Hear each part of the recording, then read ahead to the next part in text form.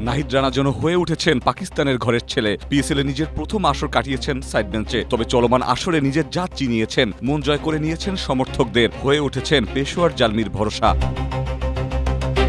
দেশের দায়িত্ব পালনে পিএসএল-এর মাঝপথে চলে আসতে হয়েছিল নাহিদ রানাকে, তবে তার আগে গতির ঝড় তুলে যা করেছেন তা অবিশ্বাস্য। ৪ ম্যাচে নিয়েছেন ৭ উইকেট। তার চেয়েও বড় বিষয় নাহিদ রানার ইকোনমি। ওভার প্রতি দিয়েছেন মাত্র ৫.৪২ রান। ফরম্যাট বদলালেও বদলায়নি নাহিদ রানার অগ্নিঝরা পারফরমেন্স।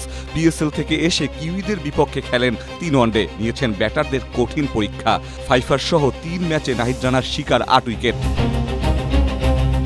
দেশের দায়িত্ব পালনে নাহিদ রানা বাংলাদেশে ফিরে আসলেও থেকে যান পেশোয়ার জালমির মালিকের হৃদয়ে। ন্যাশনাল ডিউটি শেষ হতেই গতিতারকাকে পেতে ব্যাকুল হয়ে ওঠে ফ্র্যাঞ্চাইজিটি। পেশোয়ার জালমির মালিক নাহিদ রানাতে এতটাই মুগ্ধ যে এক ম্যাচেও তাকে ছাড়া খেলতে চাইছে না। আর তাই তো ফাইনাল খেলার লক্ষ্যে পুনরায় নাহিদ রানাকে পাকিস্তান নিয়ে গেল পেশোয়ার জালমি।